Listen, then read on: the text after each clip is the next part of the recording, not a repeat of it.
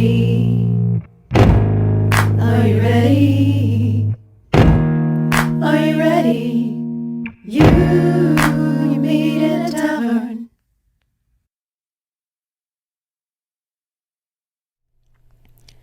Welcome to Tavern Stories. I'm Kitty, your hostess in the show where we roll some dice and talk about the stories we enjoy, the stories we're a part of, and the stories that are a part of us. And if you'd like to join us in the tavern during a live recording, you can grab a table in our Discord room. You'd have to go to the show notes to be able to find the link tree, but that should be linktr.ee/Tavern Stories podcast. Whew, got through that. And through there, you'd be able to find what I would consider the front door for the tavern, which is Patreon. So go through Patreon if you want to show up on the screen behind us. You either show up as a patron or a patron plus. Patron plus is $4 and patron plus is $8. Both will be able to show up in the room, but the $8 will get you bonus content and entry into the Q&A events. That'll be we'll have the dates for that coming up, and also the one shots when we are able to schedule the one shots with as many guests as possible. So that's gonna be cool. Yeah. Instagram has all the behind the scenes pictures, and if you are interested in the audio version, I was last week years old when I found out that we're on Audible. Oh, really? Yeah. No kidding. Okay. So we're on Audible, we're on Spotify. There are a couple of other places we're at, and there are a couple of places we're about to be on. So it's just a matter of my going through the steps of getting the... Growing pains. Yeah, I'm learning. And the polished version of this, the polished version of the video is going to wind up on YouTube. So I think with all of that, I'm done with me. Say as much or as little as you would like about yourself. All right. Well, which camera am I looking at here? So you're in that one. All right. Beautiful. My name is Randi. I know Kitty. I've known her for, I want to say it's been 2 years now. It might be closer to 3. Might be closer to 3. I know it's been 2 Gen Cons. Yeah. That's about as,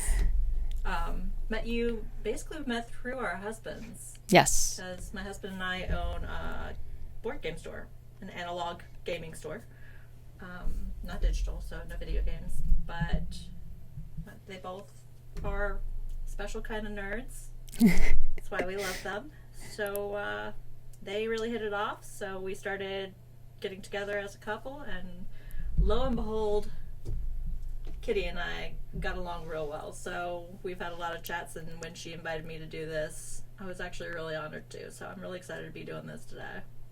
We've got a few, and by the way, chat, if this is too low or if this is still echoey, let me know.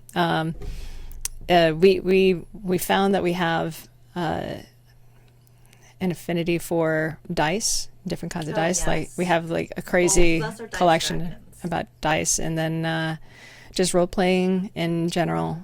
We nerd out a little bit about science. Oh yeah. We have just general cultural and like what ifs. Mm-hmm. Had a lot of conversations about that kind of thing. So yeah, you have played more RPGs than I have soccer games under my belt. So yeah, I've been playing for about since I want to say 2005. I might be a year off, but it's about 18-ish years now. So that's a lot of games. Yeah. And you've run some games too. I have run very few. I've discovered GMing is not my forte. I respect it completely, and I understand how it should be done. It's just not quite my thing. Though, I mean, I made an unfortunate promise to try again. But we'll see. Well, so for those who don't know, role-playing games, you think of it as improv class, but with dice. So you assume the character, you are the one who's the authority on what the character is hearing, thinking, seeing, and hold on. Could you see about moving the mic slightly closer? Or I could turn up the gain on that. Stand by. Yeah, so the amount of, let's see if that goes. So that is the more sensitive side. Okay. Yeah. Got it. So when you're the DM or the GM, you are the narrator for the story. And you are basically presenting kind of the story version of an escape room to your... Or a murder mystery is a good example, too, That- where in a murder mystery you get from like one of those boxes where you have the murder mystery parties. That's exactly what you're doing, is a role play. Yeah. It's just, it's been a little more customized and simplified. And you're also... you're throwing the curveballs, but you're not trying to kill the party. The party kind of does that to themselves sometimes. But you are basically throwing the challenges in front of them. If the party is asking, what do we see when we turn this corner? Or what is it that the security guard says back to me? Or then you are the arbiter, or you are the narrator that lets them know what the fruits of their labor look like. So you were essentially collaborating on writing a story, Absolutely. and for every DM, there's a different style and a different story comes out. But it is also in the hands of the player to be able to guide the story whichever way that they think or their characters think that the story needs to go. Absolutely. So, much more active a role than reading a book or watching a movie. Oh, absolutely. Yeah. Yeah, it's a lot more interactive and creative for those involved. It's mental gymnastics for those that like to do mental gymnastics. There's also a lot of theater of the mind. Which, if you don't know what that means, it's just where you're creating that visual, but only mentally. None of it is really put into a visual image. So when you say you're walking into a tavern, there's sometimes there are some really good artwork and really good Keep going. pieces that can be a demonstration of that. But in general, you're just describing how you're walking in, whether you're being more flamboyant or if you're just slinking to a corner or anything, and who do you see. That's questions you'll work with your GM to discuss what your character sees and what others see from you. So Well, in addition to that, sorry, I was adjusting sound. In addition to that, the DM kind of knows what's going on all sides. hopefully, well, sometimes. Which basically means that what you're going to do is lead them towards becoming a hero, hopefully. So definitely meaning to allow them all the ways that they can possibly make mistakes, but all the ways to be able to get up from those mistakes. So it's fun as a group activity. It's also fun as a one-on-one thing to be able to do.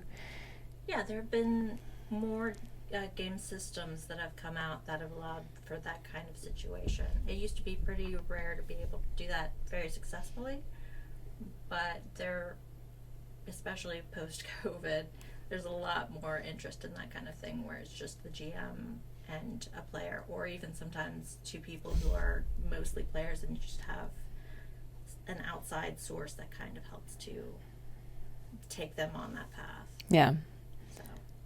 So. So that means that for the stories that we're going to be talking about today, we're going to throw in some RPG flavor so that we can talk a little bit about what it is like on the storyteller side, and that's going to be a slightly different episode because we both are the narrators as well as the characters in the stories when we're doing RPGs. Right.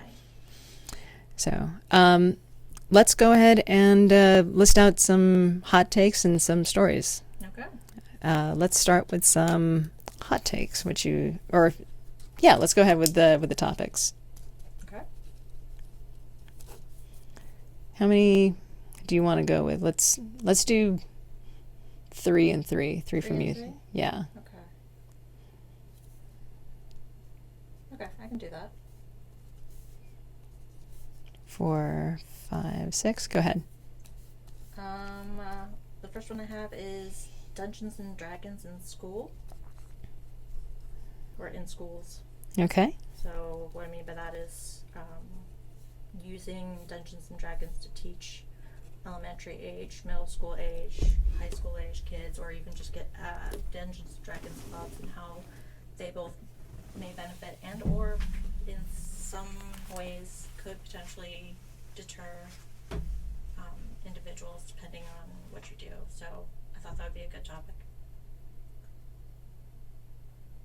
All right.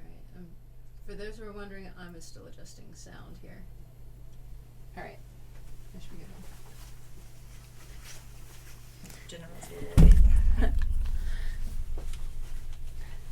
So, there are actually some university programs that talk about using D&D for education. Mm-hmm. Absolutely. And it's for a variety of things, whether it's acting or if it's getting people to come out of their shell or getting people to do critical thinking or problem solving.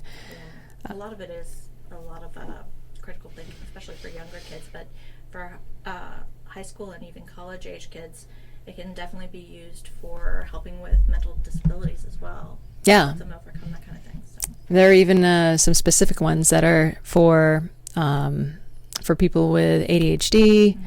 Mm-hmm. There are some specific ones for people who have suffered some kind of trauma, and either they are trying to enclose themselves from experiencing that trauma again, but they want to experience an adventure, or they are trying to overexpose them so they can get away from phobias or... That's true. I mean, that goes more into more of the using it as a therapy tool, which is actually really useful as well, and it's a different topic than going into the whole school thing. But it's really neat. Some of the studies they've had in that sort of thing has been really amazing. So, I mean, it's a really good topic, and it's really interesting how RP can really affect people in different ways. Okay. So the bar wench is saying that the audio is low for you compared to mine. That's interesting because mine sounds very low to me. I hear her at a maximum volume, but that causes the host's voice to be loud. On the other hand, lowering the volume makes it very difficult to hear what the guest is saying. Okay. All right, I can try to speak up a little more. Hopefully that helps a little bit, rather than speaking in my more casual voice. I'll go into my public speaking voice. It'll work a little bit better. Actually, if you wind up doing that, I might have turned down the gain. But hold on a second. Okay, no problem. Going to what the second topic is that you're going to assign. So the second topic, I really want to talk about kind of how the geek culture for Dungeons and Dragons in particular has changed over time. In particular, how Critical Role has affected, and shows like that have really changed the perception of D&D and other games like that to the public. So you have, if you look at the 80s, they were very, very ostracized if you were in that culture. And even since I started, the feeling of the community has really changed. And it's a really interesting topic to discuss how that changes both in a general sense and also how like women are seen in the community, or how accepting people who normally wouldn't be seen as interested in that kind of topic are branching out and really finding a niche in that community. So talk about Critical Role real quick for those who don't know. So, if you don't know, Critical Role is a podcast. Well, it started as a Twitch cast for of a bunch of nerdy ass voice actors who play Dungeons and Dragons. So it's literally just a D&D game that is being played by a bunch of voice actors who know how to act, know how to do voices, the stuff you're not usually going to get at a normal table, but it's entertaining, and it's something that drew a lot of people into the stories and into the theatrics to want to try themselves. So, and for people who want to be able to understand what kind of stories that they're telling, there's actually an animated series that came out of their Dungeons and Dragons campaign. So you can find that on Amazon. Woohoo! It's called The Legends of Vox Machina, and the people who played in the D&D campaign are voicing the characters that they played. So it's actually a lot of fun. Yeah, it's really good. It's from their first campaign. So campaign is one story or one lifetime of the characters. So it's a really, really interesting show. They also did a lot of, if you're more into reading, they also did a lot of comic books as well that go into the individual characters and their backstories, and also building into the campaign stories themselves, which I would highly recommend if you are a reader, especially if you're into comic books or anything like that.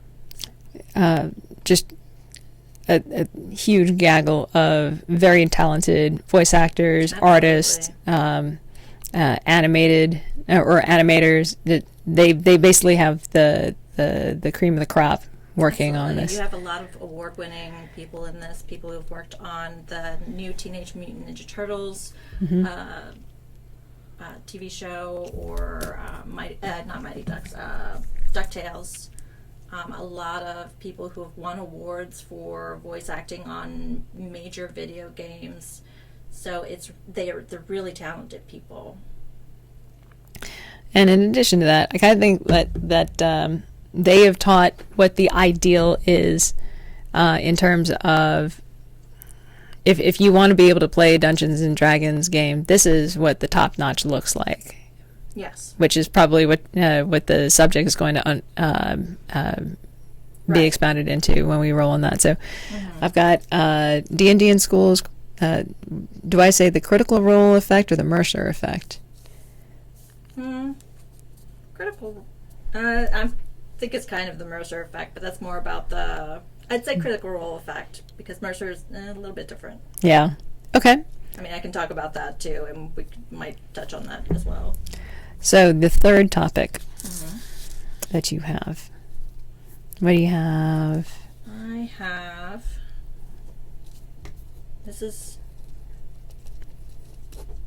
D&D adjacent.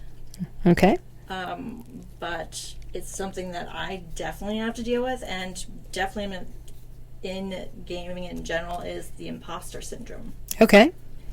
So, I mean, this is something that I know a lot of people have to deal with in their regular lives, let alone when you're going into something where you want something to be fun and interesting for everybody, but being able to make sure that you can meet those standards and the standards you set for yourself can be really challenging. Especially for me, I tend to put my bar way too high, and it ends up being fine, but what we do to ourselves in our head is definitely it's warfare on ourselves.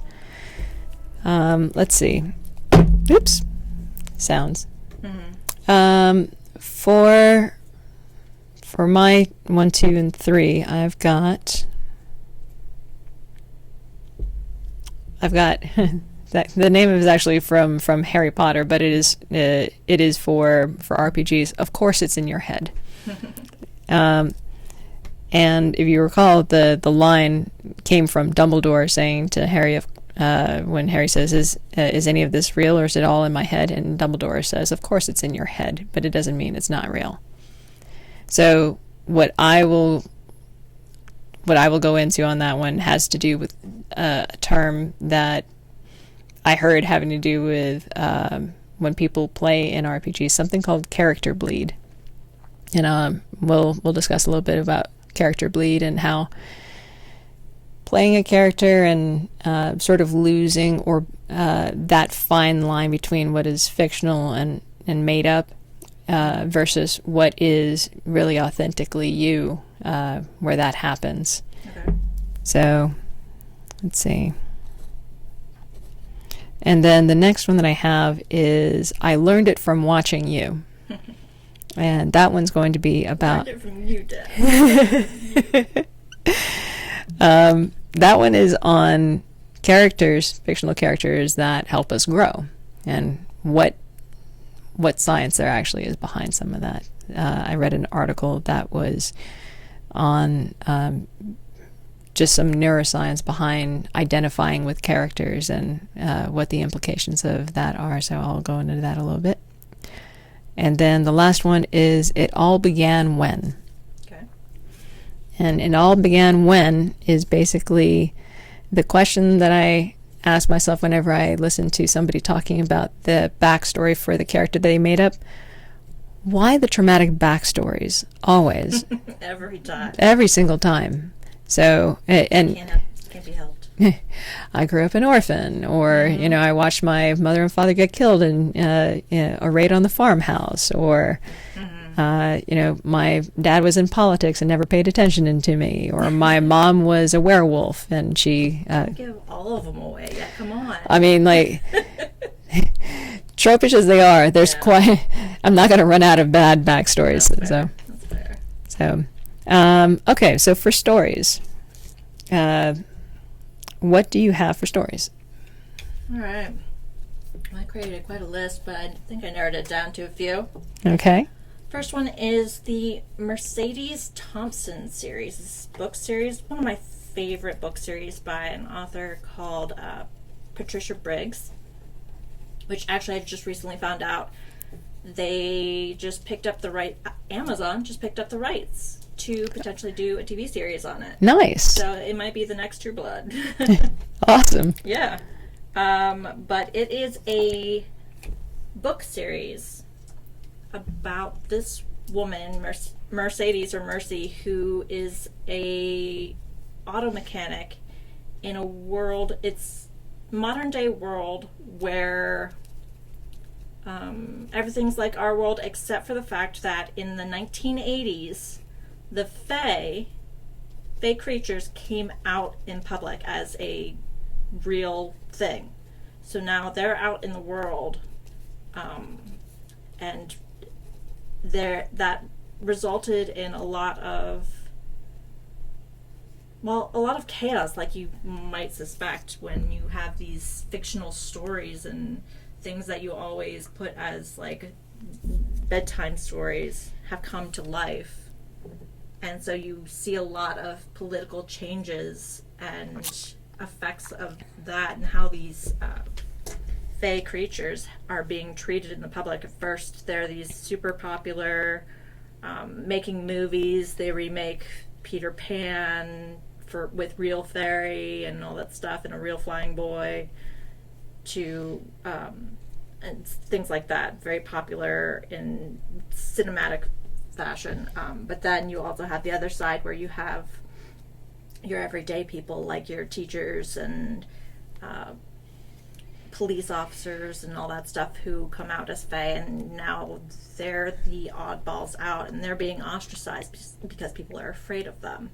So the series actually goes really into that, but what really is about it is there's still more creatures in that world that haven't come out, like werewolves and vampires and other creatures in the dark. So it kind of starts with Mercedes, who is neither of those. She's actually a Native American creature called, what they call in the story, a walker, which is a person who could turn into a coyote at will, as well as a few other powers, like being able to see and speak with ghosts and other certain things. But she's brought into this world and grows up with a pack of werewolves because her mom, who is not Native American at all, knows nothing about this whole Walker story because her father died before she was born. Kind of goes into the whole backstory is being traumatic. Yeah. Might come up later, I don't know. But she ends up being raised by these werewolves because that's the closest her mom could get to finding a place for her. Except she's not quite part of that because she's a totally different creature, a different being, and she's also it goes into the world of actual predators. Two predator types may not get along at all well together, especially coyotes and wolves. Yeah. So it's really interesting to see the growth and how she interacts with the different worlds and the chaos that happens to her because of her backstory with this connection to the Native American coyote god, I guess. Not quite a god, but one of the Native American Native American god is probably the best I can think of. Okay, that makes sense. Well, so a lot of it seems to have its basis in Native American mythology. To some degree, yeah. Okay. Yeah. A lot of, especially a lot of her backstory has a lot to do with that, but there's also a whole lot. The Fae are mostly out of the whole mythology in Viking regions, in Western European, especially with France and England and Ireland and all that. A lot of the Fae come from those general regions in particular. So you get a lot of those different cultures that kind of get mixed in, and you have to see how these different groups have to mingle and get along with each other when they need to. Yeah. When they're really just wanting to butt heads all the time. Yeah. So. Okay, so we've got Mercedes down. Hit me another one, or hit me with another one. The other one I thought would be good, especially for this topic, is these topics is A Knight's Tale. Oh yes. Yeah. Yes, please. Oh, yeah. Listen, I loved that movie in college. If you haven't seen it, it is from, I want to say 2001, 2002. I might be wrong, though. It might be even older. But straight up classic. Yeah. Yeah. It includes my heart and soul and R.I.P. Heath Ledger as our main protagonist. It is a story about a boy who is a son of a thatcher. If you don't know what that is, it's essentially a roof maker. Yeah. Medieval times.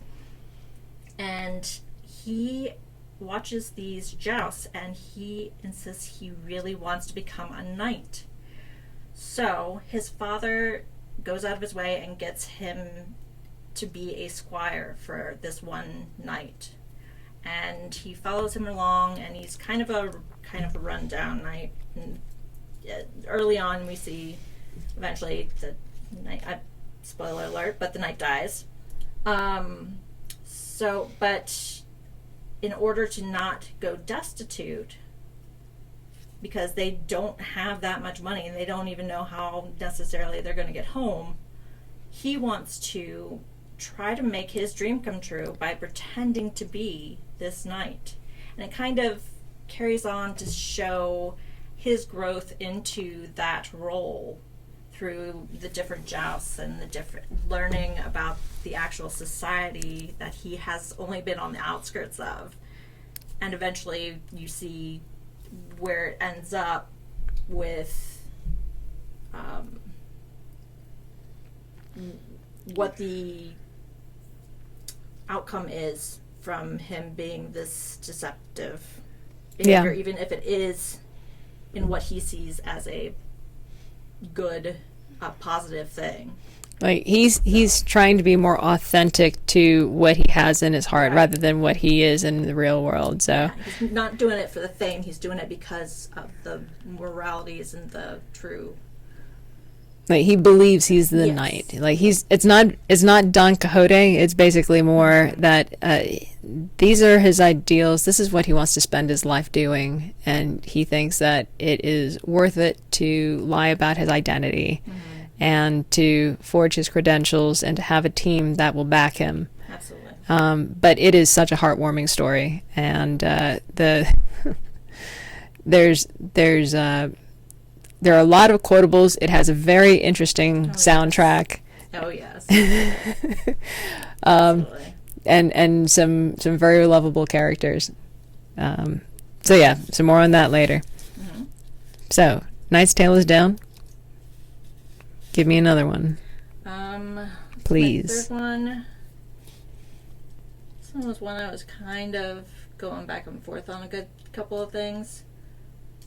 But let's go with The Good Place. The Good Place. Yeah, have you seen that? I have not. Tell me about this. Oh my gosh. So this is a TV show that had Ted Danson. That's right. Ted Danson is in charge of this one good place after you've died.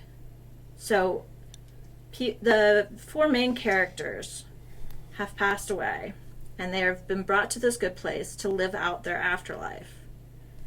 And so each one has been paired together with one another as their quote-unquote soulmates. Okay. Ted Danson is the one that created this world. He's essentially called the architect. He's created the world, and he's kind of helping to make it run properly and everything.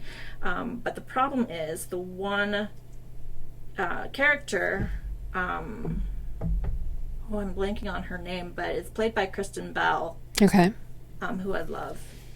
But she gets there, and as they're going through her story, she's realizing that the person they're talking about is a totally different person than her.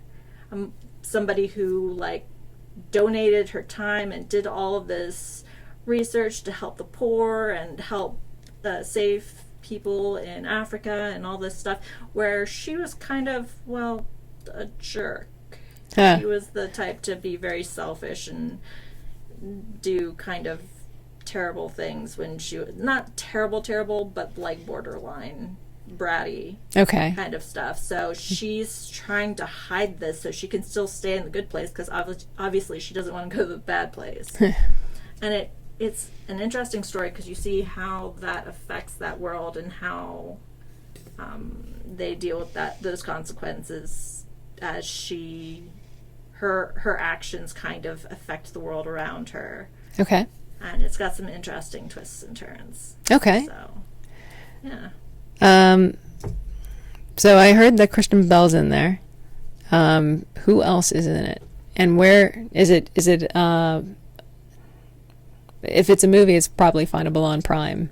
It's actually a TV show, and I want to say it's on.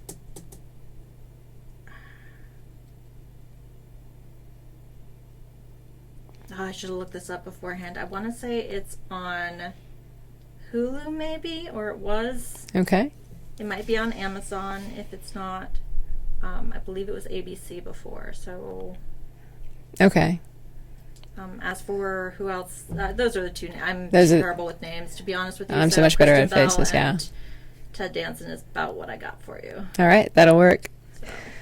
Okay, so I am doing. I'm doing one Audible. Okay.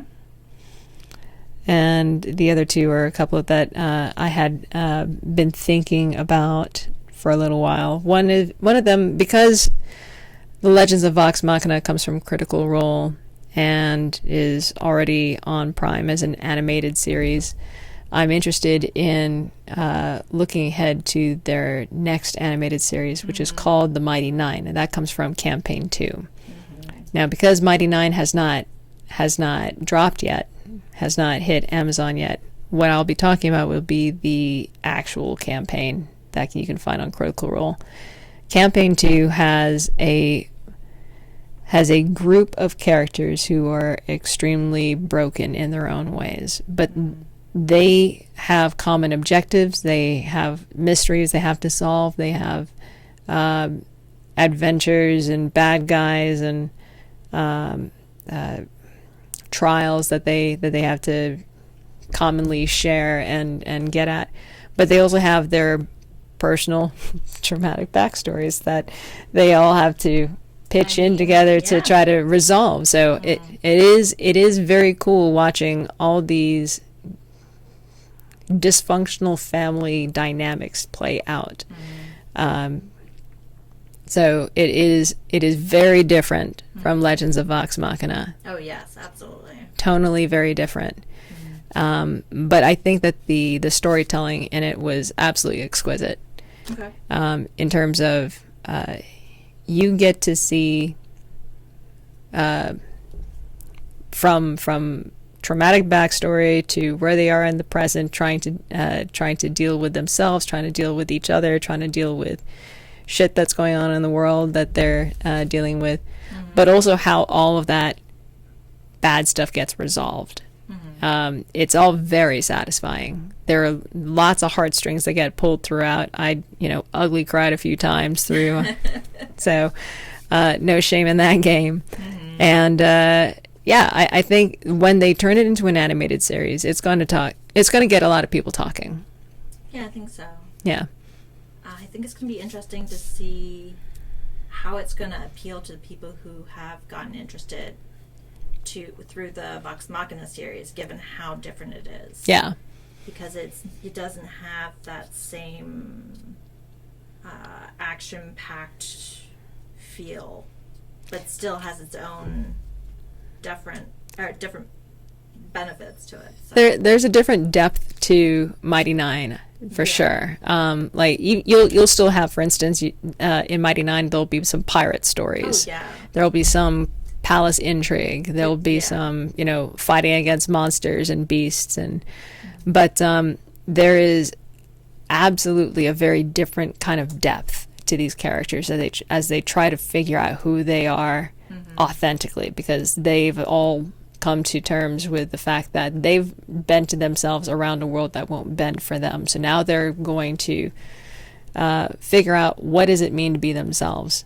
What is it like? What kind of rules do they have to break in order to be more like what they more naturally feel like being? You've got, for instance, one guy who cajoles them into stealing a pirate ship, and as it turns out, he is very much not like a pirate like he had initially started out being. He's very much more like a knight, and so there are very complex arcs that happen for each of the characters, and the way that they help each other is very heartwarming, extremely heartwarming. So that one is The Mighty Nein from Critical Role. The next one I was going to do was 5 Days in Memorial, and 5 Days in Memorial is a book by someone named Sherry Fink that I read a few months ago. Knocked my socks off. It's about the doctors and nurses in Memorial Hospital during Hurricane Katrina, and they kept things running as long as they could during the hurricane and post-hurricane, and various attempts to rescue everybody from the hospital. But these doctors and nurses were put into the position of deciding who can live and who can die, or who needs to die, in order for the rescue attempt to be worth it. Right. So, I mean, there's a lot of he said, she said that goes on in there, and there's a lot of moral conflict in there about like kind of like the train theory, where you have if you go left, it's one person, but it's somebody you care about, versus going right, it's nobody you care about, but a group kind of thing. Yes, absolutely. I mean, like they make some really hard decisions in the book, and I love stories that have so much moral conflict in there that you can't help but continue asking people, what would you do in that situation? Or because the doctors and nurses have to face the law or society or the retelling of that story by biased voices at the end of at the tail end of the rescue and everything that happens afterwards, saying you don't have the right to euthanize patients, or you don't have the right to decide as the patient is right there without their family around them, like what happens to them. But I think what's interesting about the book is the choices that people have to make when they're under duress and there's nobody but themselves to fall back on. So it kind of brings into the spotlight a lot of moral values that they're sold to us as set in stone by people who are not making those or are not chipping at that stone under duress. They're doing it in a very safe space, very secure headspace. But now these doctors and nurses who are the caretakers and custodians of life have to, for various reasons, put themselves into a position of, I'm going to leave and know what's happening behind me, but try to disassociate myself from what I know is happening behind me, or they are participants. So, very, very good book. Sounds amazing. Outstanding book. And the last one, I was going back and forth on this one, but I think it could be a fun one to go into. The Last Duel. The Last Duel. So The Last Duel, as I understand it, because it's another one of those Ben Affleck and Matt Damon and all their usual suspects in there. Adam Driver's also in it. But the story is based on a case that was brought to court, I believe, where there was a rape that had happened, and the story is the testimonies of the guy that is accused, the woman that allegedly was raped, and her husband who has been involved in the accusation. And so it replays the story from each of their perspectives, but you can see as the audience how different the story is told. And then at the end, there is a battle to the death between the husband and the guy that is accused of the rape, because it is a trial by combat. That's how they're going to settle this. Oh, wow. Trial by combat. God's going to decide whether you deserve to live or deserve to die based on whether you are virtuous or not, whether you're telling the story, the truth or not. So, very, very medieval times kind of way of solving a problem, but it's a very interesting way that they told the tale, because there's more than one side to every story, and this one very, very clearly rams that home. So, Cool. All right, I'm calling my shot. Let's do it. All right. We got our 6 and 6. So D6 on your side and D6 on my side. Why don't you roll for topics and I'll roll for stories. All right, I'm doing topics. Okay. Ooh. Okay. I got The Last Duel. The Last Duel. And I got 5. I learned from watching you. Okay. So I learned it from watching you. I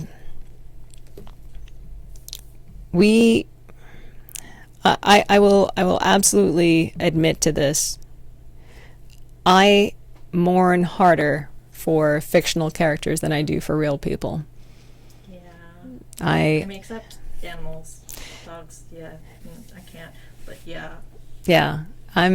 So there are a lot of things about characters that feel more real, or that hit harder, I should say, emotionally, than what happens in reality for me, because maybe it's the way that the story is told, maybe it's the power of third person omniscient, when third person omniscient shows you all sides of a character, what they're thinking, why they're doing the things that they do, or why they, what made them build the relationships that they built or break the relationships they break. You feel more attached to that character because you feel like you now know that character so well. Mm-hmm. And I think that what's interesting from watching the character from such an intimate space is you grow to learn a little bit about yourself through that character. Okay. So I have an article that I need to finish reading, but I started it because it was talking about the neuroscience behind identifying with a character, mm-hmm. which is really interesting. They took, I think it was like 9 study participants, mm-hmm. and they asked them questions about themselves. So tell me about yourself. Tell me about what traits you have. How would you describe yourself, kind of things. And the participants went through that and went through an MRI scan as they were answering these questions, so that there would be a registering of brain activity, where that brain activity shows up as they're talking about themselves. Then they asked the participants, all right, tell me about your favorite relatives or your favorite family members. And then they put them through an MRI to do a scan of the brain activity then. And then they asked the participants, tell me about your favorite Game of Thrones characters. Wildly enough, when those MRI scans got compared to each other, the scans for when a participant is talking about themselves and a participant is talking about their favorite Game of Thrones characters, they just about overlapped. Not so much when they're talking about their favorite relatives or family members, but when they're talking about the Game of Thrones characters, it seemed to indicate that when they're talking about that favorite Game of Thrones character, what made them enjoy that character so much had so much to do about themselves. So I don't know if they also went into the content of the answers. They were specifically, at least as far as when I was reading the study, mm-hmm. were specifically looking at the brain activity. And there is more information about where in the brain that activity takes place, but I think what the follow-on question that I would be asking is, if you like a Game of Thrones character that is not like you, but you like them anyway, mm-hmm. does that mean that now in the process of empathy, or in the process of identifying with that character that's not like you, are you learning from them and slowly acquiring those traits? Slowly kind of becoming in pieces more like that character. Okay. See, I think there's a lot of things that I feel could go into that answer. First is the age of the person.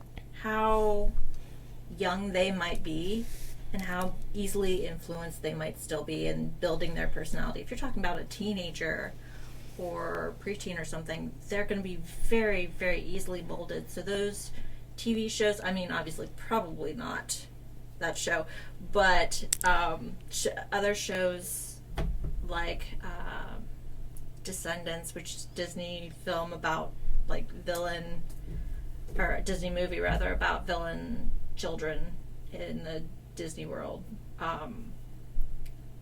Their interactions with those characters and what they pull from them, or whatever shows they happen to be interested in, and the personality, I think that could definitely affect their personalities a lot more. But I think when it comes to adults who really find a character they connect with that is completely different from them, I think if their personality does start transferring that way, I think it's something more like they already had that there, but they didn't think it was acceptable until they saw a reference they could connect to. I could see that. If that makes sense? Yeah, completely. So it's something that they already might have been doing more in a more private setting or with close family or relatives that they may not have connected with or connected two and two together. Mm-hmm. Yeah. But it might be something that developed more because they have that public connection and they know people outside who have seen this show can be like, okay, they're like this character who, if you like that character, then you might be okay with being compared to that character. So. Well, I one of the things that I like about, for instance, Sherlock Holmes, the BBC version of Sherlock Holmes. I was just going to say which one. Yeah, I know. I love all of them. But the BBC one does this fantastic thing of analyzing people that he comes across, and you can see what he sees. Like his eyes dart from how the hair is done, the mustard stain on the sleeve, the grit on your shoe, and he starts making extrapolations and deductions, and like, well, you ate in a hurry, you woke up and didn't fix your hair, your shoe shows that you had to go you had to cross through a field in order to get to your interview on time. So it made me more, I think, hypersensitive as somebody who's trying to up my perception of people. Okay. You know, like I would start looking at people, looking for indicators of what kind of state of mind are you in? How did your morning go? Obviously you mismatched your shoes. Were you dressing in the dark? Or so but I think that there's still a curious nature about me that started that off. So there is definitely enough to start with. I'm curious about people who would never have found themselves identifying, for instance, with a serial killer, but then they watched Dexter, and they said, hey, for some reason I like this Dexter guy, and look at the way that he cleans his mess. I mean, guy knows what to do with bleach. Yeah, absolutely.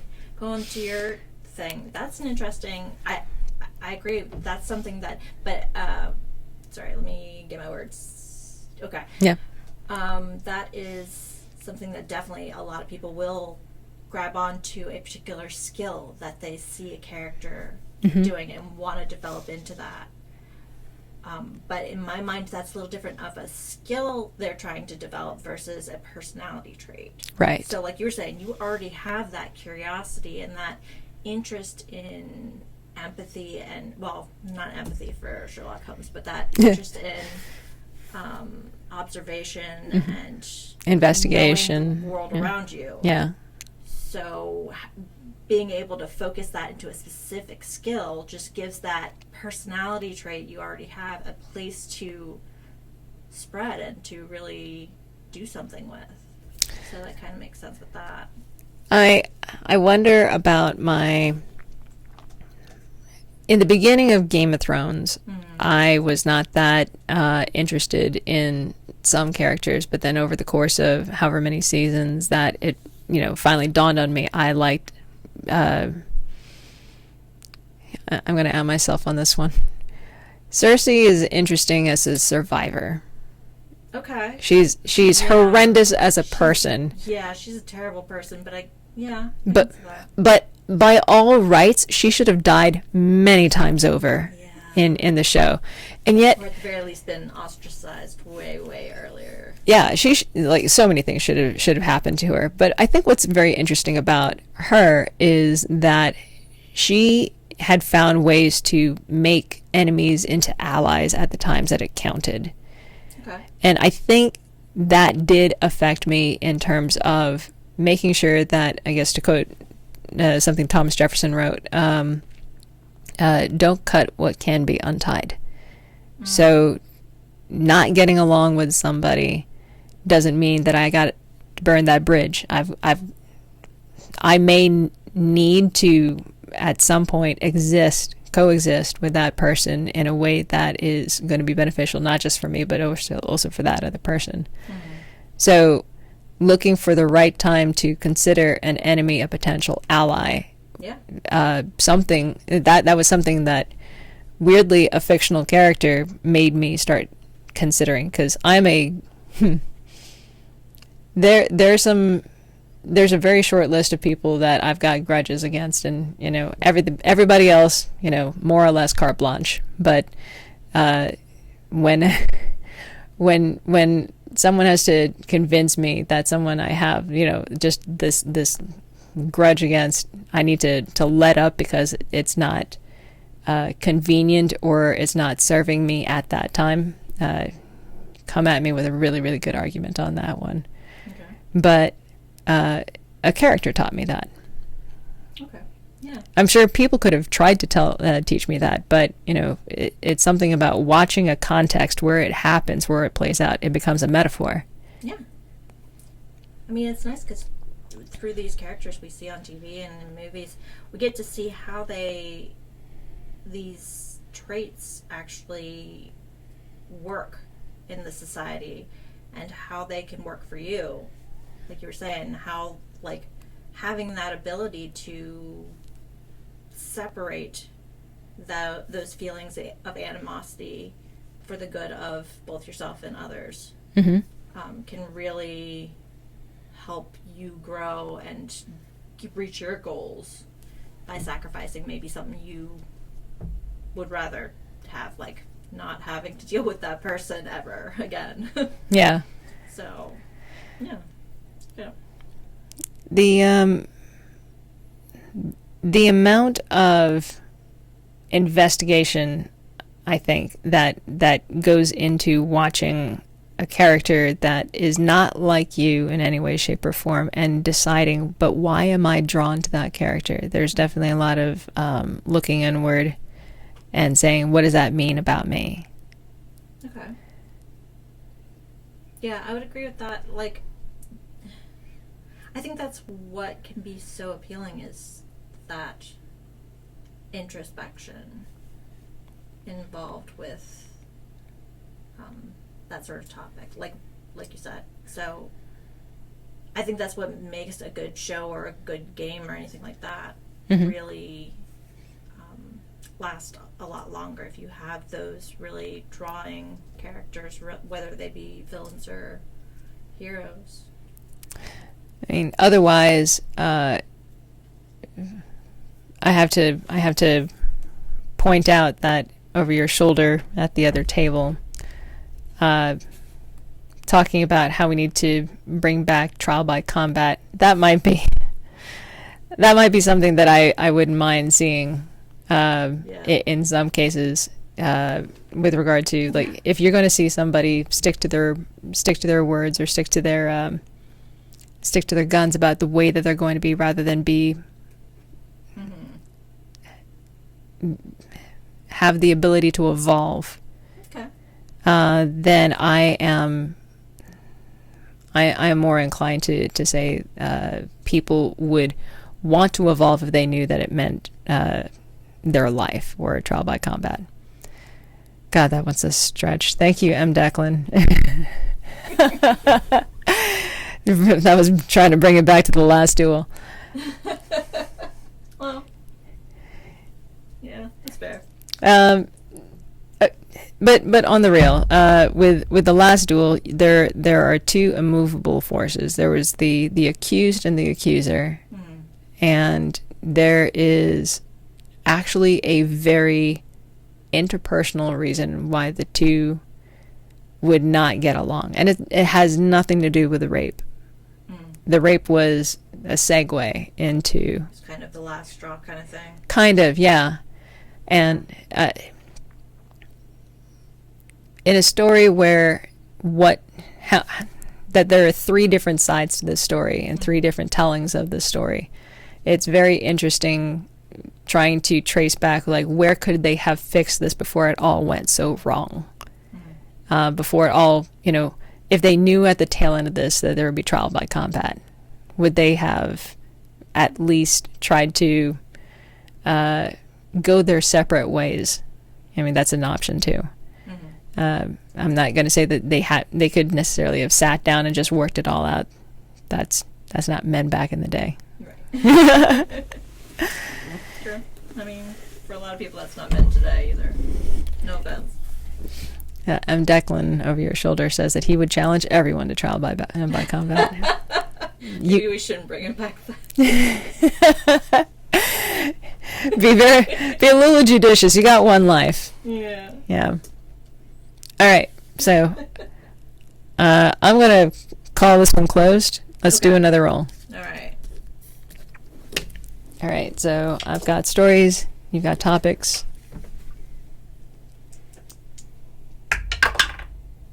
Ooh.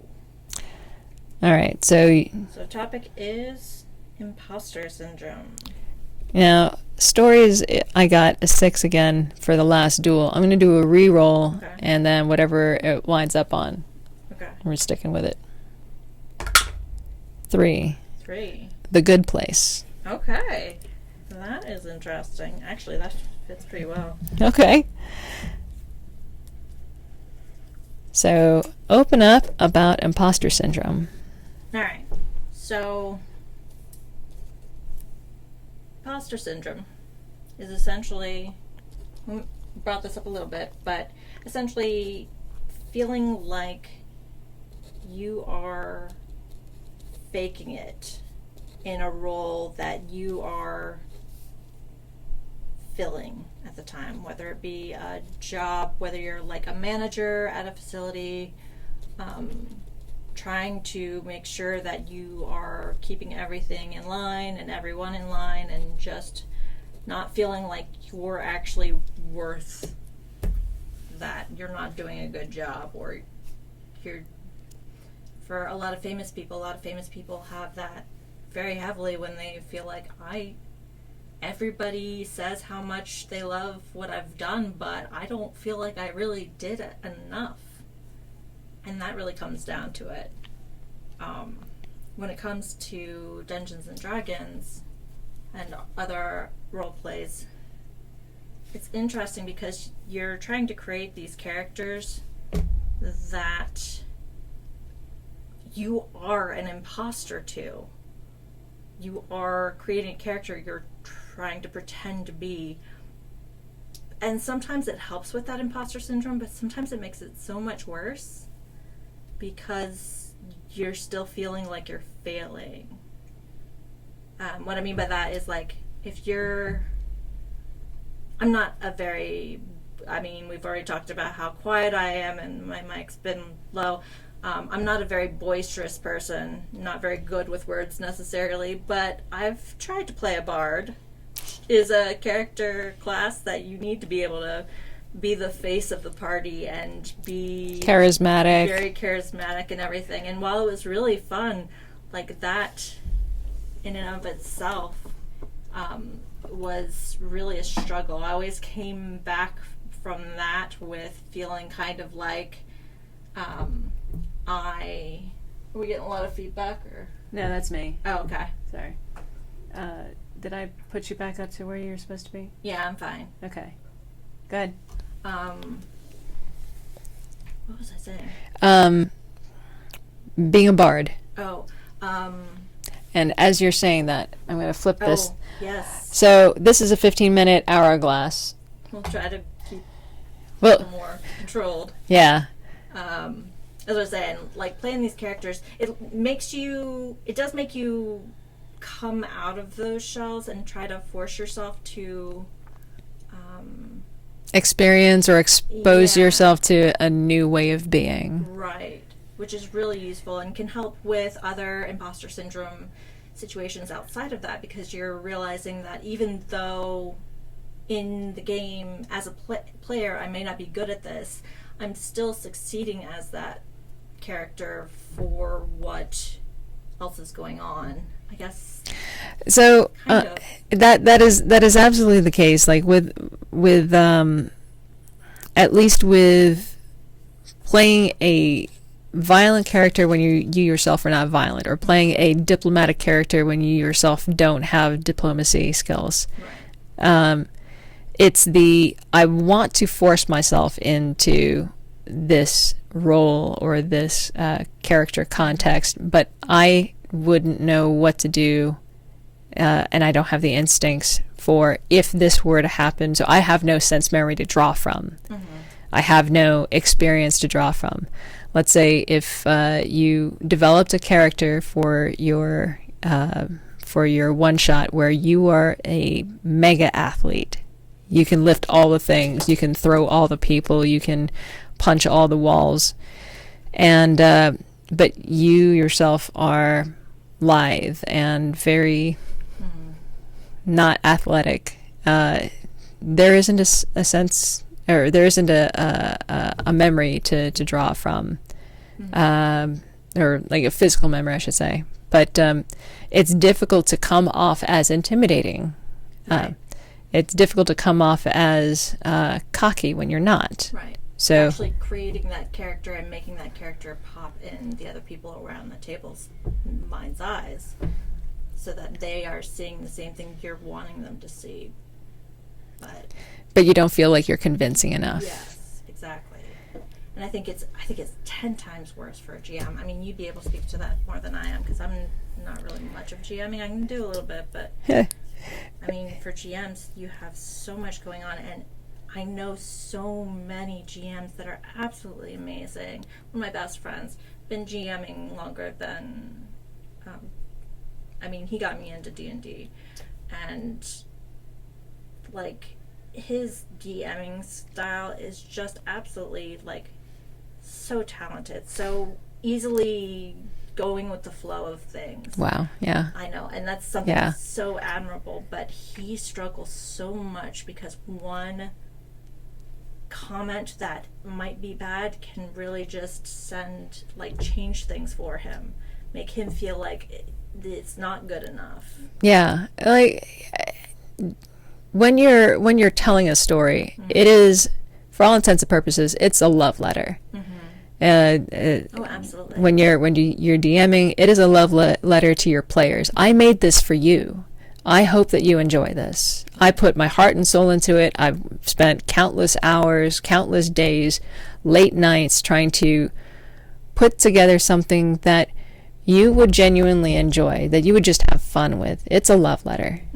And then when the reaction is lackluster, or when they're not emoting the way that you had thought that or hoped that they would emote, you're like, I probably could have done more. I should have. There's no way that I should be doing this. I'm terrible as a storyteller. They didn't like it. Right. Or maybe they are emoting and they are getting really into a thing. Yeah. But there's just this one moment that maybe didn't quite go the way you had hoped, or somebody didn't get the trick that you were trying to put in there. 100%. Yeah. 100%. Yeah.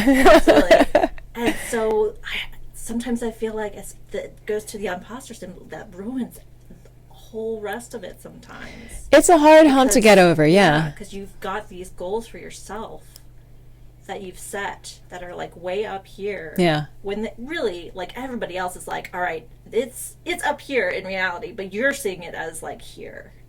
Totally. Like, writing a book has got to be the same way. Making a movie has got to be the same way. Absolutely. Putting on an acting performance on stage, or if you're a musician, you're doing gigs, there's got to be like some level of, God, I hope this goes well, because I don't, then because otherwise they'll really see like that I am super struggling. Right. Yeah. And I mean, we talked about this yesterday with my husband and your husband, but my husband brought up this TikTok bit with R. Martin and... Oh, that's right. Stephen King. Yes. Stephen King and George R. R. Martin were, if I recall correctly, George R. R. Martin asked that question to Stephen. I'm trying to remember. How do you write so many books a year? Yeah, that's right. And Stephen King was just like, I just sit down and write for 3 hours a day, and that's it. And George R. R. Martin is like, you don't have this existential crisis. You don't have those moments where like you can't get into what it is, what you've created, because like not good enough. Like George R.R. Martin has imposter syndrome. Is basically what he was saying. Mm-hmm. Yeah. That, like he feels his stuff has been raised to such a high bar that he can't meet that anymore. The creator himself can't get over that hump. And I'm sure, like, if he wrote another book, there would be like cheers and people buying those books right off the shelves. I mean, straight up from thank you for just giving us a book at all. You know, like Yes, well, yeah, that too. The bar's down here now. Yeah. But yeah. Yeah, I mean, I think that that's something that creators go through in the first place. Even people who are just playing a role-playing game, they're worried about whether they're going to come off as convincing or likable or leave a mark. Absolutely. Because, like you said, it's all about building that hero or that pathway. It's not always hero, because sometimes you can have those villain pathways. Oh, totally, yeah. But those are more rare. Usually it's like a hero pathway or some sort of fame or fortune or whatever. Yeah. But not being able to put that forth because you're not that. You don't see yourself as capable of that. Yeah. And so getting over imposter syndrome takes definitely a narrative shift in one's own head. Yeah, I'm not sure if there's a way to get over it, but I think there are ways to overcome it. Like, I don't think I've never known anybody who's had it who has just gotten over it. Right. Who doesn't have imposter syndrome. You can get over an incident, or you make it. Oh, yes. You can make it through an incident. Yes. But and recover. Yeah, for the time that you have to do it. Mm-hmm. But if it really goes away, I'm still writing that book. So I'm. There was a campaign that I was DMing, and it was one person at the table who they felt like the world needs to revolve around their character. And I kept on, in not so many words, trying to say it's not just about you, it's about everybody else at the table. And there's so much for you, but there is so much more for all of you collectively. And I have put so much into this. And then I guess, like, the fact that this was a person who needed that world to revolve around him, that was the part that I was hypersensitive to, not really even thinking about the possibility that maybe that was a him problem, not me problem. Right. And the me problem was really the loop that I got into was I not clear enough? Did I not describe it well? Do I not have an alluring enough beginnings of an adventure for them to want to chase that down? It wasn't why is he focused on himself. It was me focused on why didn't I build something better? Mm-hmm. Yeah, no, I completely get that. Yeah. And for me, I get in these spirals then sometimes where you'll get in like that, and then you're like, oh, I'm saying the word I a lot. I'm making this too much about me now. This is me being selfish. Now I feel bad about being selfish, and now it's just like this whole thing. And yeah. Well, the ways out of that, it does take, I think, a full court press between the people that know that you're suffering an imposter syndrome and you also figuring out that talk doesn't serve you. Right. That you are building a really good adventure, or you are a good storyteller. And everybody has much to learn about storytelling or building a character. Yeah. So you might not be George R.R. Martin, but George R.R. Martin doesn't even think that he's a good storyteller right now. He doesn't think he's George R.R. Martin, so... Perspective. But yeah, I mean... Yeah, I think a few ways to try to get over that. I mean, one, it takes communication. Mm-hmm. A lot of communication with your players to tell them how you're feeling and listen to them. And I feel like actually writing down things that they say are positive, because at least you have that visual key for those positivities. That, I mean, they always talk in therapy type situations and those little journals that you can buy at any bookstore or anything, where you write a little positive thing each day. I think that is a really good way to try to overcome the struggles of that imposter syndrome, to note how you have succeeded, because your brain is already putting all the things you're not succeeding. Yeah. And I know at my work I go through that all the time, and I have to tell myself, you did all of these cases, all of this work, just because it's one thing you struggled with, which you overcame despite being unhappy with how it turned out or how long it took for you to do that. You still did all these other things on top of that. So You need a record of all the things that you did do right. yes. Or all the things that if it weren't for you, it wouldn't have come out as well as it did. Right. So you need that touchstone to put you in a good place. Yes. Very nice. I like that. That was a good way to bring it back. Yeah. Do you have a better reference? Yeah, I mean, that was a great, that segue, man. I was trying to think of a way, like, but all of mine were early on, like, how she was being an imposter, and then try to find ways to try to pretend. She's actually had her partner, who she was attached to, who was an ethics professor. She wanted him to teach her how to be a good person. Oh, wow. And all of the, like, how she kept failing, but trying and the little things. So. That's got to be hard. Yeah. Trying to take your cues from an ethics professor, because I mean, are you taking it from the field of ethics, or are you taking it from someone who claims to be the authority in that field of academics? I mean, in this case, it was a little of column A, a little of column B, but, like, also he was not necessarily an unflawed character either. I mean, he definitely had indecision issues, because overthinking, and that's a whole nother mental block topic outside of yeah. I mean, I can go through that show and nail down all the different things that having to deal with, but How long is the show? it is, I think, 3 seasons, and they hard stopped on 3 seasons. It might be 4 seasons. I might be lying. I can totally catch up on that. Yeah. Yeah. It's really good.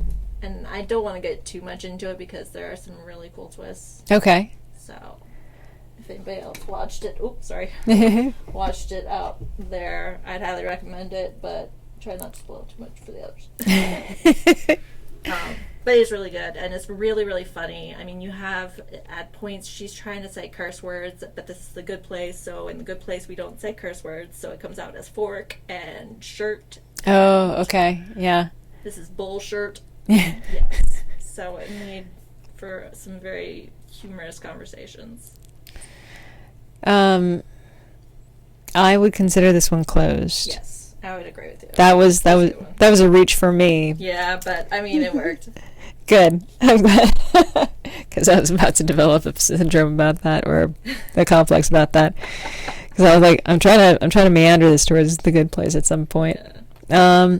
All right. So See, I'm so bad about bringing it back to topics like that, because my brain does not like the similes and. There's like I'm just, A and B trying to connect, and you're like, no, there's just A. There's no Yes. B. We're just Aing it all the way down the road. I love this, and I'm doing my best. All right. Before we go on to the next roll, Yeah. I want to give a shout out to the sponsor. We have, I'm going to show over the shoulder. We have the chat room, which is basically like a tavern, and we're sitting in a tavern, and over her shoulder is basically the other tables. So, but who's manning the other tables and giving table service? It is our sponsor, GK Group. Ooh. And GK Group is a real estate company in Northern Virginia, and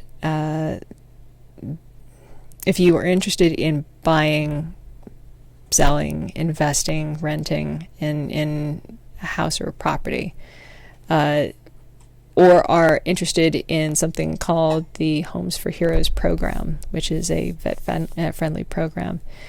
GK Group can hook you up, but what they can also do is, if you are not looking in the Northern Virginia area, but you're looking in another state, they're very well connected, and they can put you in the hands of somebody that they know that would be able to deliver the same services as them.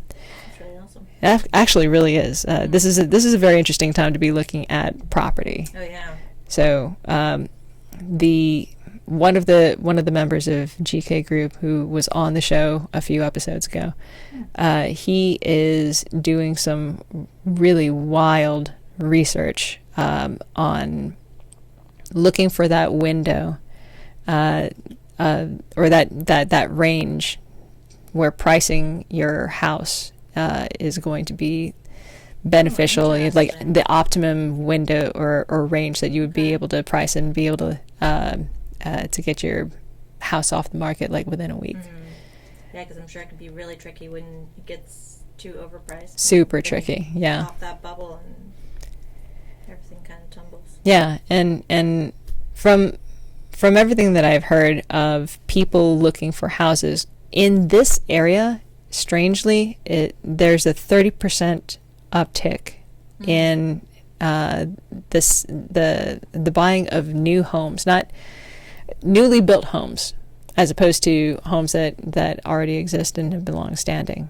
And it seems to indicate that there are new homes being developed outside of the city area, and people are moving out so that they can afford the housing.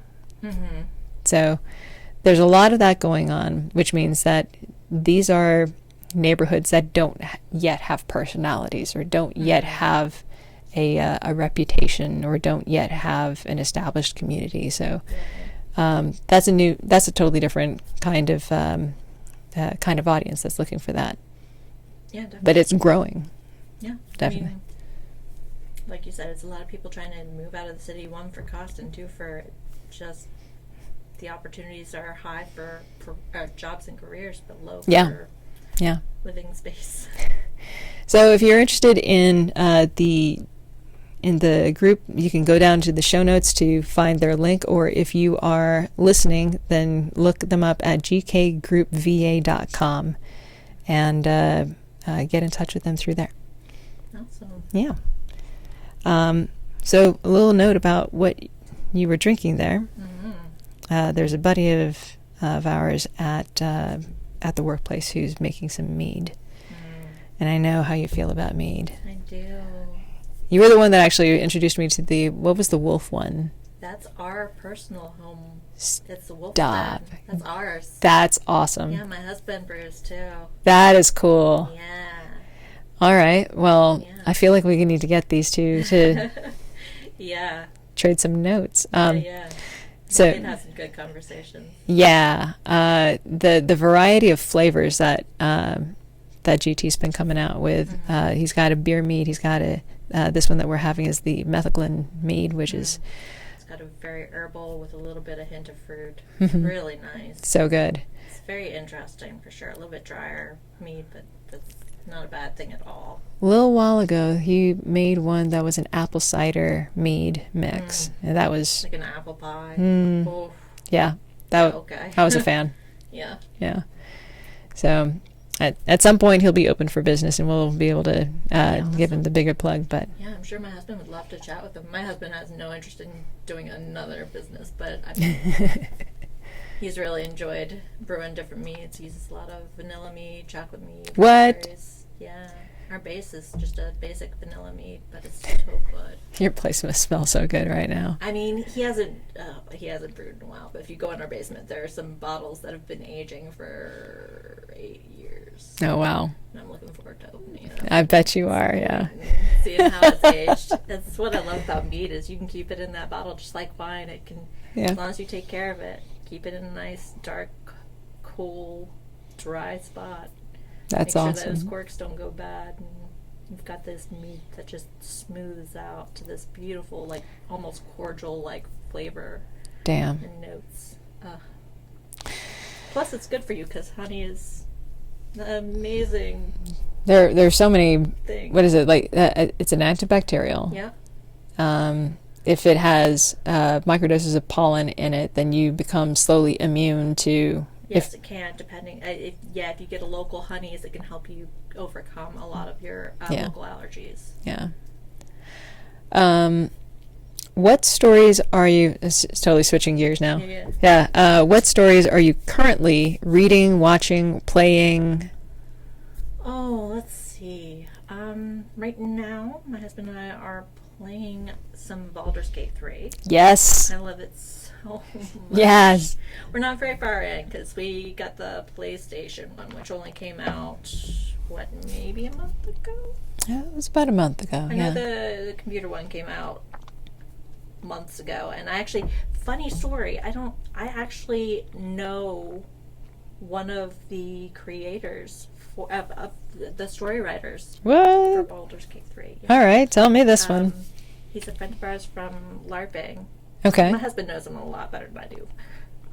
I've met him a couple of times, but he's a really great guy. He was also a story creator for Elder Scrolls Online. Okay. He was the lore master for that. Okay. So he kind of put it all together, and they brought him on to Baldur's Gate 3 kind of towards the end, but he was part of the story creation to kind of make it meld and really build that D&D feel. Oh my God, that's awesome. He's been involved in D&D for so many years. And so, like, it's kind of really cool because a lot of my friends who do know him got to do a lot of the beta testing for it, so I got to hear little snippets. Oh, that's cool. Yes. And then they're talking about the new and all the differences and how they've created these characters and gone through, like, already 4 or 5 playthroughs. I'm like, oh, I've been playing this, like, almost every hour that I have available, and I'm still at level 3.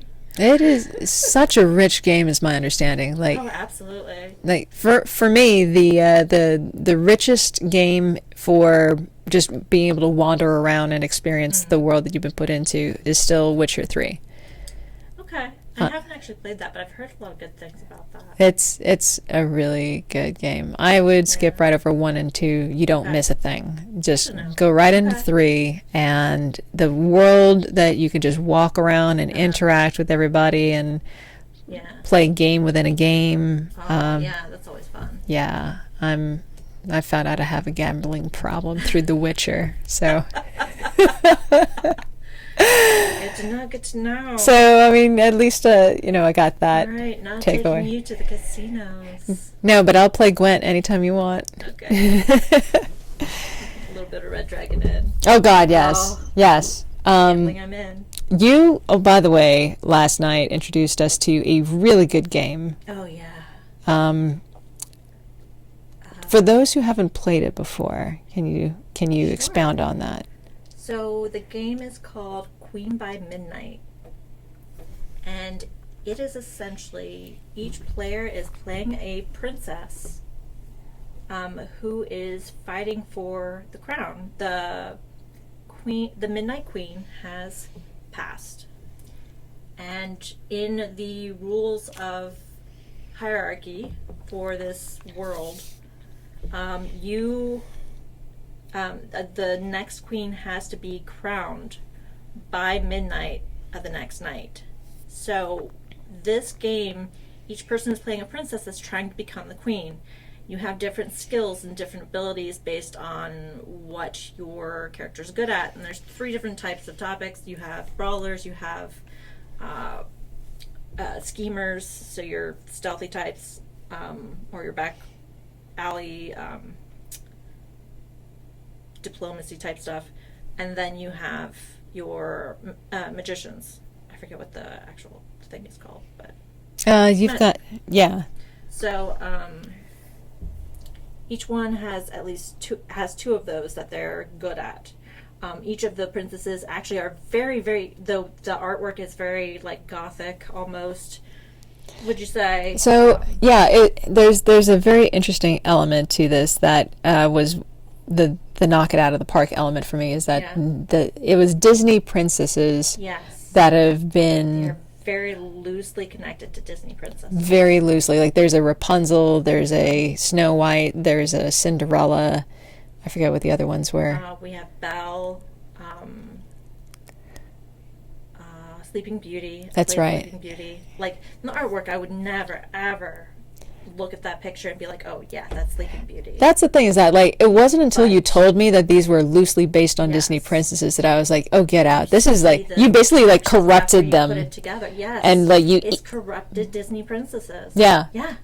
Absolutely. I was all in So on it that. is so dark, but what is like, there is literally a clock tower you get to build, which also acts as dice towers, which if you don't know what that is an addiction to go with the dice addiction that we both have. But it allows you to, like, randomly roll dice. But anyways, you have this clock tower that actually functions sort of like a clock, where you can turn that dial for each hour. And each round, each person gets one turn, and then the hour changes one.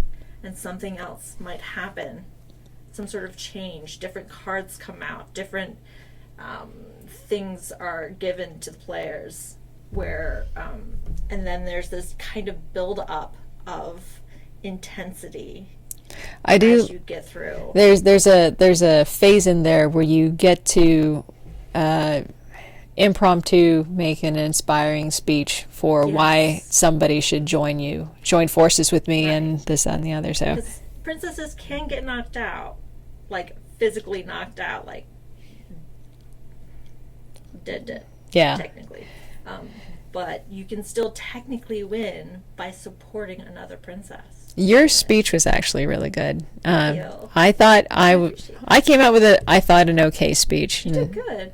Yeah. The how you like them apples? Yes. As I was Snow White. Snow White. Yeah. But the guys, I kind of felt like they did, one went with friends, Romans, countrymen, and I was like, yeah, you tell him, Belle, you tell him. Yeah, right? Yes. But yeah, it's a fun game. It is a really, really fun game. I highly recommend it. Yeah, I mean, I can go on and on about different board games and stuff yeah. I've gone into, but that's definitely become one of my favorites, recent ones. Also, Red Dragon Inn. I literally just got the newest one Okay.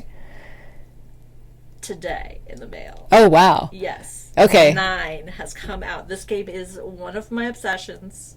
What are you even doing here? Why aren't you at home playing right now? Listen, it's between I almost like tore it apart and at least like re-put it together to like look at the cards and all that. You got Red Dragon Inn and you got Baldur's Gate 3. know, I'm I'm- surprised you were here. I'm surprised I can go to work. Oh, that's hard. Work is Yeah. hard when you got so many things pulling you home. Yeah. Let alone like puppies and all that other stuff. That's the whole. But yeah, so that's really cool, and I'm really excited to look into that. Yeah. I don't actually remember what it is because I tried not to because I wanted it to kind of be a surprise. My husband ordered it for me. But all of these different, if you're not familiar with it, it is a game where you play D&D players, but you're playing them after they've come back from battle and they've gone to the tavern, just like what we're doing right here. Yeah. And they are rabble-rousing and all this stuff. They're It's the starting fights and... the after party for the Yeah, adventure. The exactly. adventure's done. The day is won. Now let's go and drink. Exactly, and the goal of it is to be the last person standing. So you're either trying to knock people out by getting them too drunk to stand, or to physically beat up from your roughhousing to be able to be conscious. Or too poor from the gambling that you do in game. Yes, so Yeah. you get booted out of the tavern for not being able to pay your bill. Yeah. So That's it's a a really fun fun game. I'm not usually a cutthroat kind of game girl, but these two, for some reason, between this and Queen by Midnight, Yeah. it's just like I just have so much fun with it. And the story that the company Slugfest created for these characters is you can go Very to their creative. website, and they've created these storylines So creative. for the characters, both with backstories and with like the D&D adventure. In fact, they actually have another game I know I'm going off on a tangent Yeah. because nerd. But they have Because nerd. because nerd. But they have, yeah, okay, that's fair. It's called Tales of Red Dragon Inn. It's literally you play the adventures they go on before they go to the Red Dragon Inn. Yeah. So it's pretty neat. It's like a mini D&D game, but it's a board game version of that. So it's a little more controlled by. So it's a good way to get people who might be interested started into that kind of thing, because you get the book is actually telling you the story, and you're just kind of doing the battle. So it's kind of neat. But yeah, It's a good gateway drug. yes, Yeah. almost goes back to like how D&D. Okay. Please stop me if you need me to stop. Seriously, because but like D&D actually started from tabletop war games. Yeah, that's right. Like ones like So it started with TSR, which was shoot, what was it? I forget what it stands for, but I mean it's very similar to stuff like if you've ever heard of Warhammer, or there's a new game called Marvel Crisis Protocol. You have these like small miniatures, and you're using a ruler to kind of create a battle between two players. The game that you're talking about TSR and the beginnings of D&D? TSR and D&D is actually kind of that sense, but those are in that thread, but not quite. It was actually originally created by gamers who they were playing military based games or military scenario games, but it was all Strategy games, yeah. strategy games like this is the French colonial war, here's a strategy, or here's the scenario, what do you do? And So it's more like these big armies you were dealing with. yeah, but then somebody got this wild idea, what if I want my spy to have a personality that I choose? What if I role play my spy? Right. And create this story for what they've done, because it applies to that yeah. time period. So, like, these guys were like, well, naturally, you would want your spy to be like this, or so they wound up building, for instance, like backstories for different, not characters, but different figures in their military game, and then from that, I guess it spiraled out into, well, I want a fantasy map, and I want fantasy armies, and I want names that people have never heard of, and backstories that never that can't possibly exist, and I want to put it all in a book and sell it. And then $2,000 later, they had the beginning, the predecessor for D&D. Right. So off that tangent. Sorry. I heart this so much. I wish this was a longer conversation. It's okay, I get it. We nerd hard. We do. We do. About D&D. And role playing in general. Just, yeah. Let's roll. Let's see if we can flip the hourglass on this one as well. Okay. So, topics to you, stories to me. Alright. You can move the dice tray if you feel like it. I'm left-handed. That's actually a good spot, except when I have to go get it. Ooh. What you got? I got one. D&D in schools. Oh, that's going to be cool. I got a 3, so I'm going to re-roll Okay. and keep... Man. I know. That die. Yeah, I'm going to switch out. Yeah. That's- Dice jail. Dice jail. What the hell? Okay, so... the good place. You know what? Screw it. I'm going to homebrew this. We're going to re-roll. Roll a d4. Roll a d4. Yeah. And then 1, 2, Okay. 4, and 5. Yeah, I'm into that. Or whatever it was. Yeah. Yes. 1, 2, 4, and 5. So 1, 2, 3, 4. So critical role, campaign 2. Alright. Yeah, so I got number 4. Beautiful. Dungeons and Dragons in Schools, Mighty Nine campaign. Alright. And Whoa. yay, I remembered. Alright. Expound. So. Oh my god. Alright, so I'm going to start with the This topic came to me because a friend of mine who is an elementary school teacher is putting together a D&D group at her school, like a club for her students, and she's vaguely familiar, and she's working with somebody else, but both of them are vaguely familiar with D&D. But they thought have heard that it has a lot of beneficial things for kids, especially younger kids. And so I've been talking with her about it, and it got me thinking about all of the positive things and reasons why that kind of thing could really benefit kids. Mm-hmm. And one of the things that I thought, I mean, by far helps kids the most, because with how I grew up and everything, I mean, I was a military brat, so I moved around a lot, so it was hard for me to connect with people very well. So D&D puts you in a situation where you have to learn to communicate. It helps you learn to communicate with different circumstances and different situations. Yeah. You have to learn to meet new people, new characters. You have to learn how to interact with somebody in order to meet a goal, and interact with them in a way that actually gets that goal, rather than doing something that... What's persuasive, or what's compelling, or what's intimidating, or what's Right. charming. Or even just, okay, a lot of the times a kid will just be like, oh, well, they don't want to give me an answer, well, I attack them. Yeah. Well, now they learn from those consequences. They're learning from it from a game, though, rather than out on the playground, where they might get mad at another kid and whack them, and then somebody's actually physically injured and they're in detention. Yeah. Whereas this is a fake world that their character just did something that is bad, but now their character who they've connected with in many ways has to now deal with consequences by going to jail. Yep. Or might get attacked and their character might die. Yeah.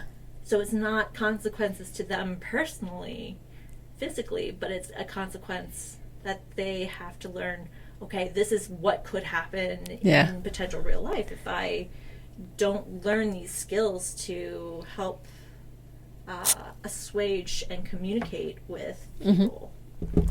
So I just think that's a fascinating thing.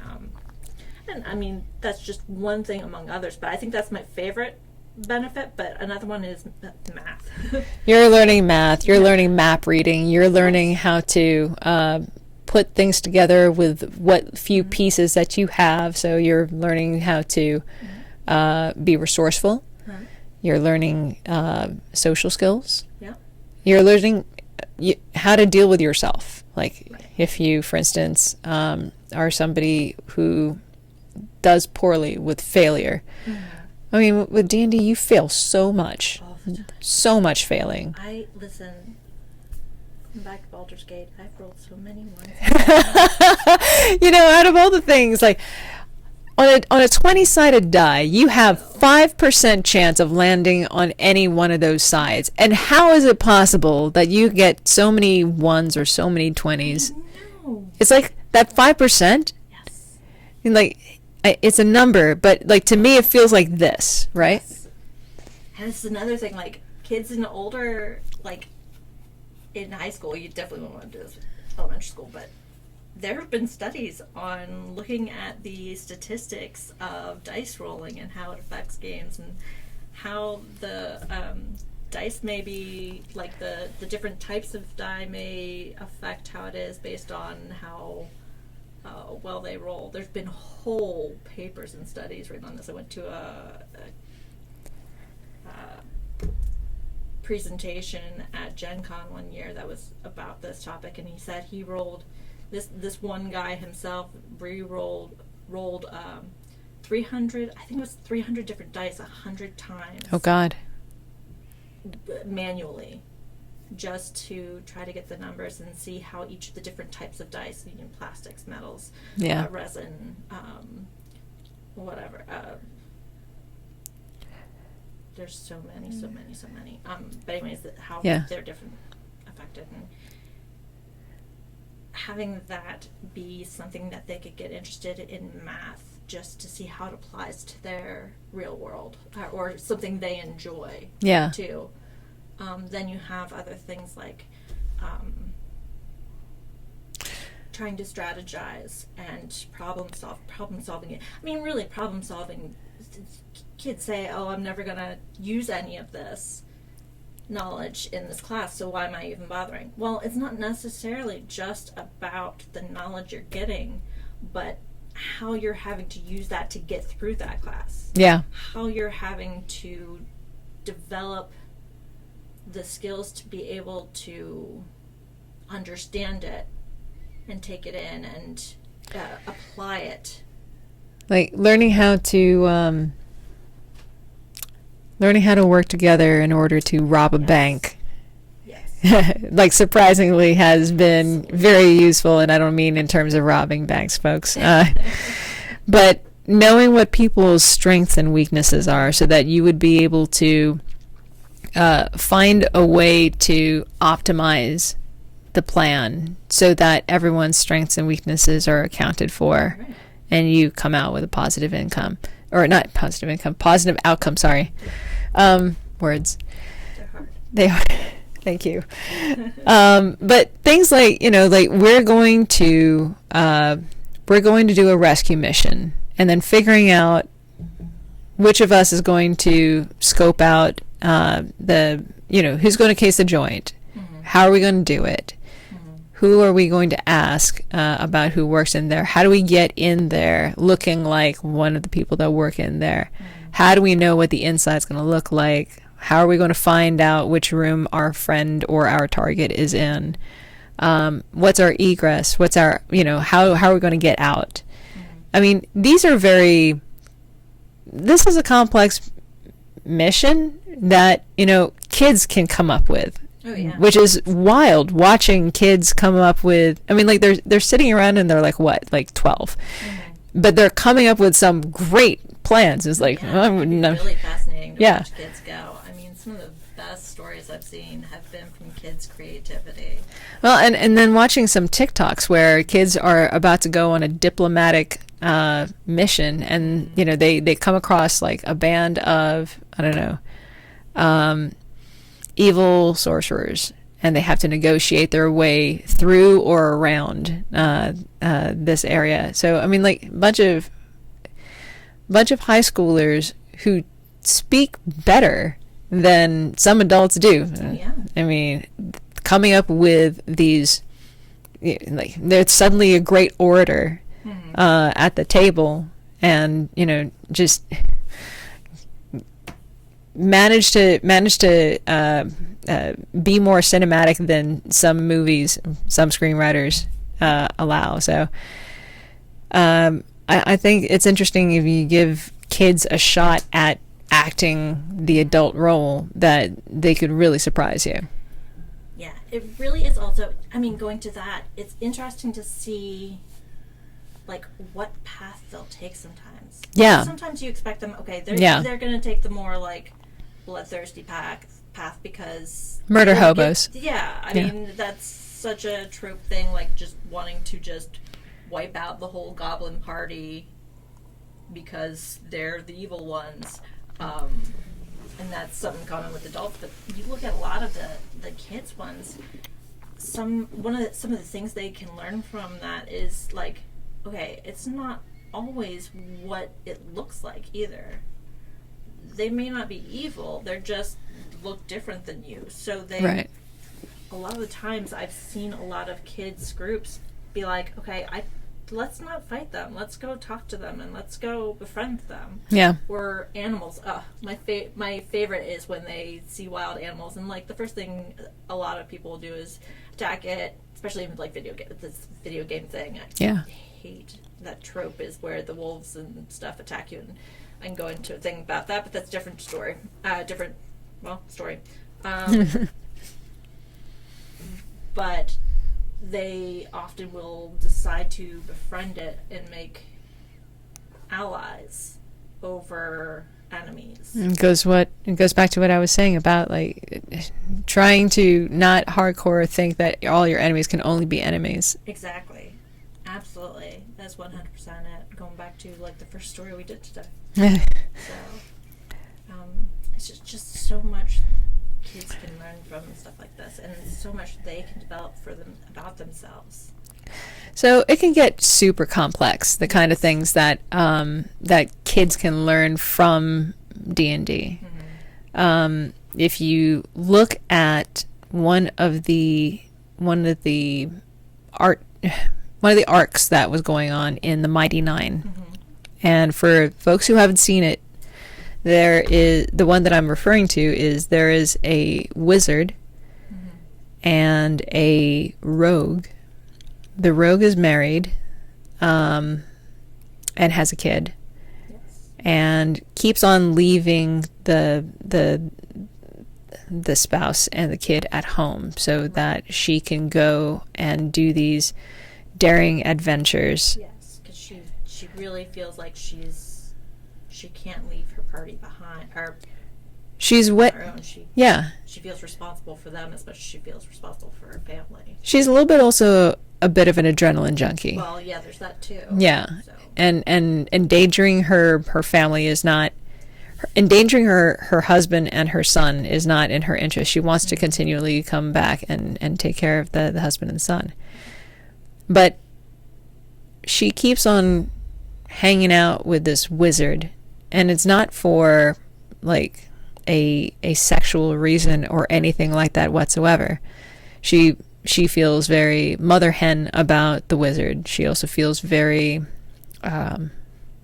wants to watch him grow as a person. And this would be, I would think, in the real world, a point of contention within a marriage where things are a little insecure about. Right. You keep on going on with this group, and there's this guy in there, and so forth. Like it could be a cause of jealousy. What the fix winds up being is one that I would never have bet on this horse, but it happened.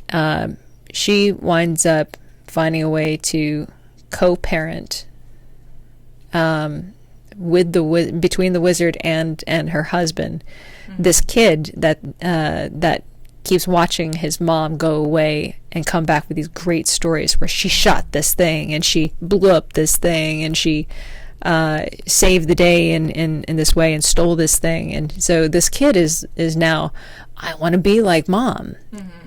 I want to do these things and I want to see these adventures. Well, there's a couple of places in there where the kid gets a little too close for comfort to adventure, but the kid has made it very clear that he wants to be much like mom.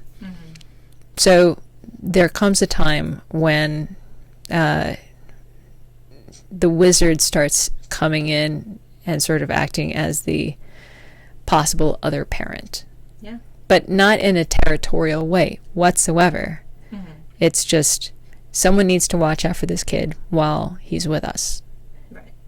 And I think that that's a very interesting dynamic for kids to learn if they ever see that or if they ever become part of that. Okay. Yeah. Because there's, for most kids, there's my parents, no one else's parents, but this is different. Yeah, with that protective uncle kind of feel. Yeah. So that's interesting. It's also interesting because he's also teaching the kid the skills to survive. Right. If he's going to do this, you're going to do it right. Right. Kind of thing. While also extol. I mean, both the mom and him extol the positives of his father and what all he does and how he's a huge contributor to society and all that. But Caleb, the wizard, is the product of a very tough upbringing. If he has a parenting bone in his body, he didn't get it from his own parents. And he didn't get it from his custodians later in life either. No. But watching out for this kid so that his rogue friend feels like she's living a full life, being able to be close to her son when she is adventuring. Like he's doing this in a it's a complicated relationship because it doesn't really have a word for it. He's not a husband. I mean, he's kind of a work husband. He's kind of a work husband. Yeah, that's probably the closest thing I can think of. I hate labels. It's a little closer than that. It's closer, yeah. I mean, it's definitely, it's not physically intimate. Right. It's more like an uncle that's not really an uncle. Yeah. But they're still a part of your family. Yeah. Yeah. Um, And then what I love about that, and actually goes to this whole teaching thing in schools, is like afterwards she actually creates that camp yeah. for kids so that they can actually learn the skills they need to be an adventurer. So they learn how to do all of those skills like the shooting arrows and targeting and the cooking.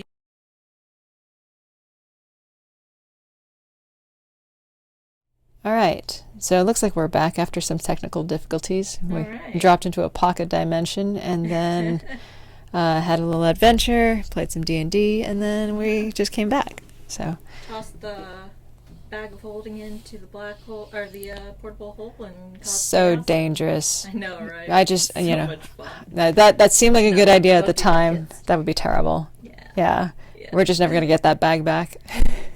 It's a little more than that, but all right, cool. So I would say we wrapped those 3 roles. Yeah. We are wrapping the episode, but before I do, are there any stories that you're looking forward to coming out, or that you were looking forward to playing, reading?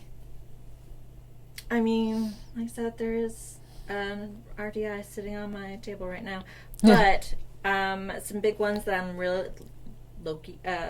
Loki just hit. I just saw it today. I had to really fight myself to decide whether I wanted to play Baldur's Gate 3 or start like chowing down through the Lokis, which I felt like if I did that, then either I would spoil it for you or I might not be here in time, which I already wasn't, but that's fine. So that's one I'm really looking forward to. Yep. I have 2 days of weekend left. I feel like I can make this marathon happen. I'm trying to think what else. Anything for you? I mean, Loki for sure. With your like minute amount of time that you have. Jeez. Yeah, I've got honestly the reading that I have to do for school that I can't wait to finish. So that would mean that that's the end of the semester. But that's aside from that. That's nice. No, I will say I am looking forward to DMing for you again. Oh, I am really looking forward to that too. So I've only been in one game period for a while now. It's a cyberpunk game that's online and I love it and all that, but I miss D&D. I haven't played in a good D&D game since you last ran, so I'm looking forward to that too. And I miss my character Yelena. I miss your accent, your stoicism, your the way that you navigate problems is just like hours of amusement for me. Oh, I'm glad. Yeah. Oh, and I absolutely adore the world you've created. Oh, I'm so glad. So Thank neat. you. Thank you so much. So that's definitely something I'm looking forward to once you have some stability in your life.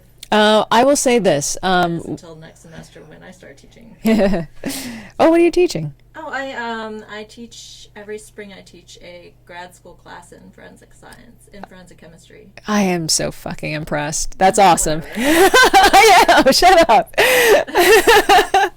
No, where are you teaching it? George Mason University. Oh my God. Let me clear my calendar. So, You gonna join that program now too? you know what? I might as well. I mean, what's another master's program? Sure. It's fine. Sure, it'll be great. It's fine.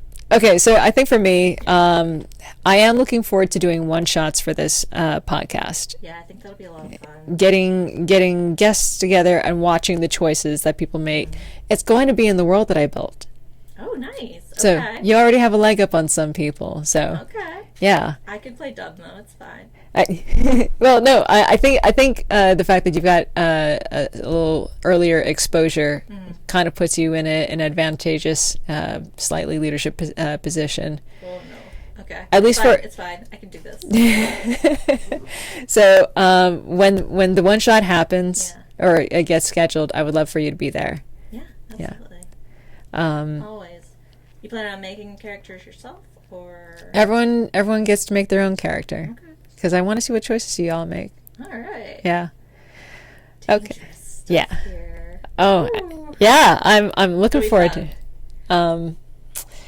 So again, big thanks to GK Group for sponsoring this episode. I can't say enough about the amount of support that they've been giving and all of the